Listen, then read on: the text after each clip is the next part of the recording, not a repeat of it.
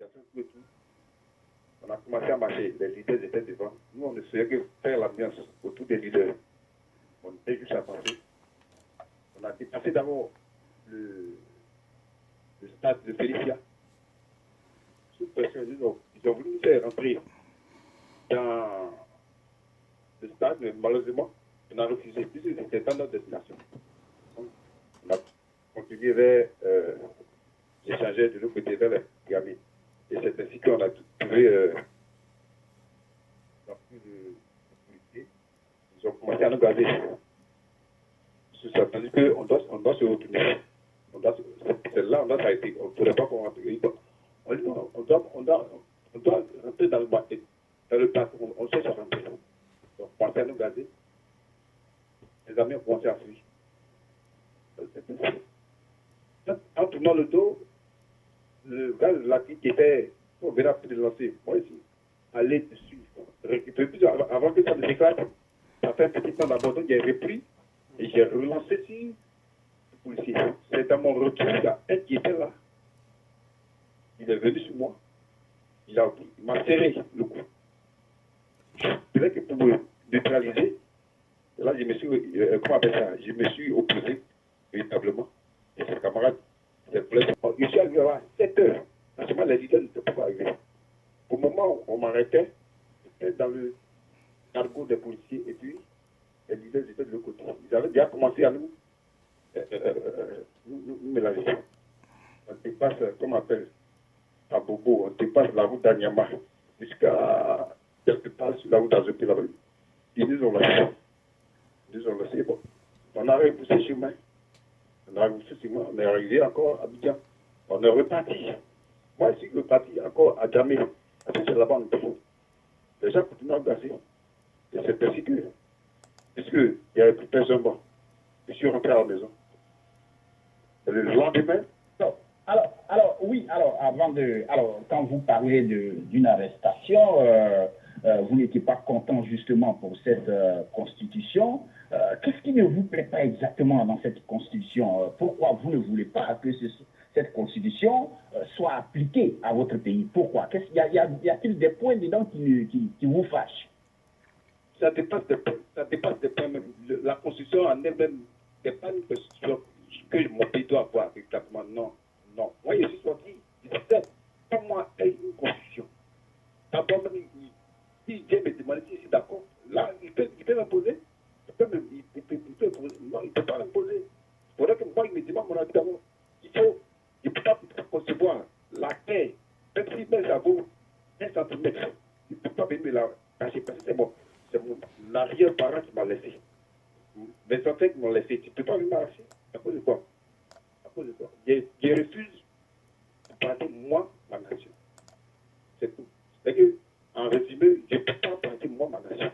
Je ne peux pas accepter. Et c'est sorti et puis c'est qu'on gagne étant fier de son pays. Je ne peux pas concevoir, même si je suis illettré. Et puis c'est que bizarre, c'est que ne pas même pas plus la peine d'expliquer même à tout un chacun pour que les gens puissent comprendre et tout. Rien. Tu vois, même chez moi, on disait, on fait vote là, c'est pourquoi? On te demande. Mais quand tu leur expliques terre à terre, la main, ils prennent le temps de dire, mais non, c'est pas possible. C'est pas possible. Donc il y a plusieurs points. Plusieurs. Alors revenons justement à cette marche qui a vu votre bastonnade par cette armada de policiers. On nous dit que vous ne saviez pas, vous n'aviez pas le trajet, vous ne saviez pas exactement le trajet à suivre et que vous alliez au plateau qui n'était pas votre destination finale et que logiquement on vous a dit vous devez aller au stade. Alors arrivé au niveau du stade, vous avez cherché à continuer donc à aller là où vous ne deviez pas aller. Et c'est ainsi que les policiers se sont posés. Mon frère. Allô? Oui, allez-y. Oui, allez-y. Okay. Je ne peux pas cadrer mes policiers. À cause de moi, je prends un exemple. Tu me montres où il y a un trou qui est là. Et puis, tu veux barrer mes yeux. Tu es parti. Non? On dit, on va au stade. D'abord, il n'y avait pas d'électricité au stade. Il n'y a pas d'électricité au stade.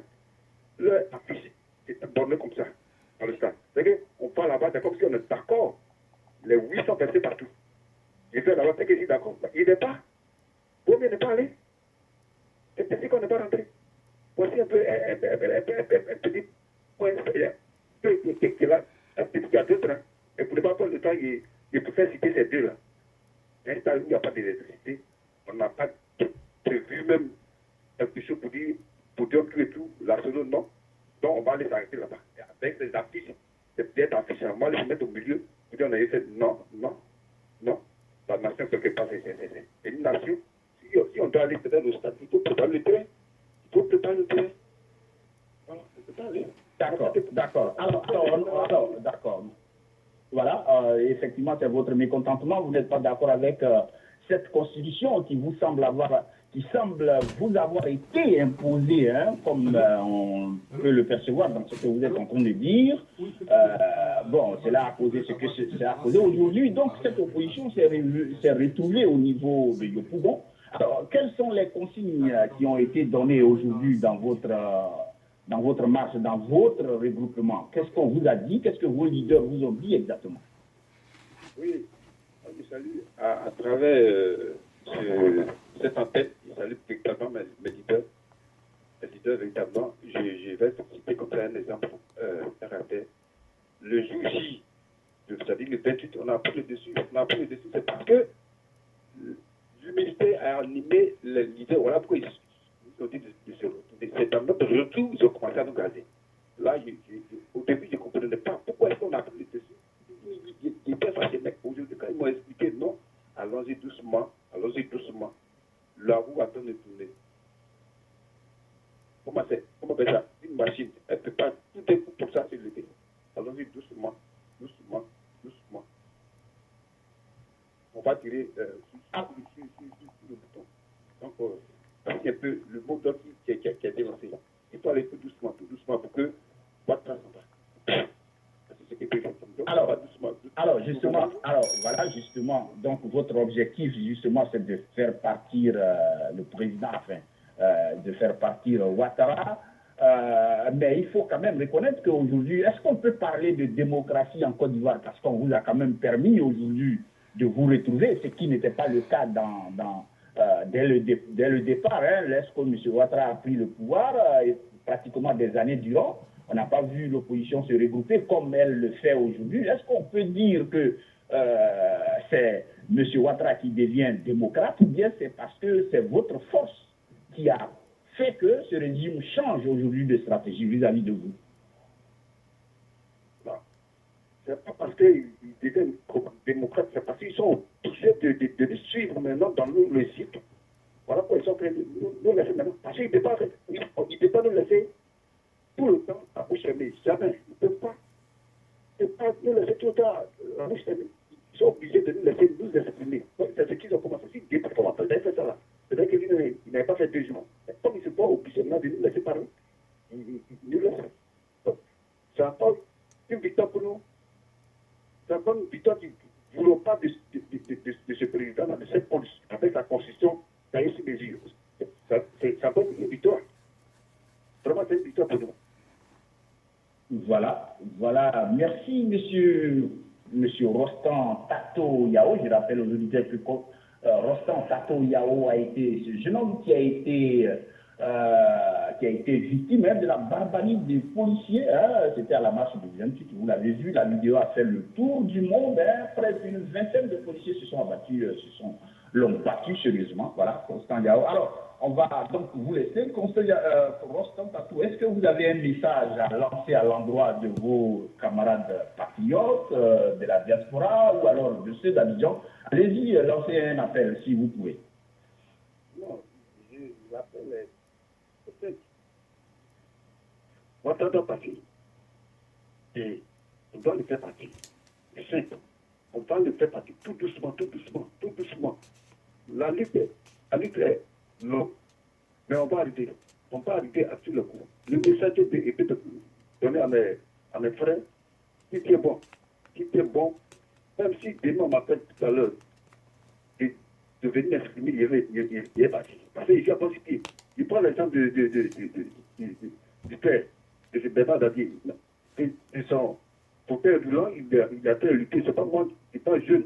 J'ai encore su que là, l'hiver, parce qu'il m'a bastonné, il va refuser de tout. Non, non, non, il peut.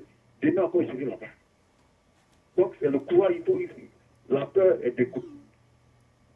Et maintenant, de l'autre côté, nous, on a le peu paraître non. La peur maintenant de l'autre côté. Donc, on doit aller plus doucement. C'est le message que je veux laisser. Voilà, merci Monsieur Yao Tato Constant. Voilà, merci beaucoup pour avoir accepté de nous parler.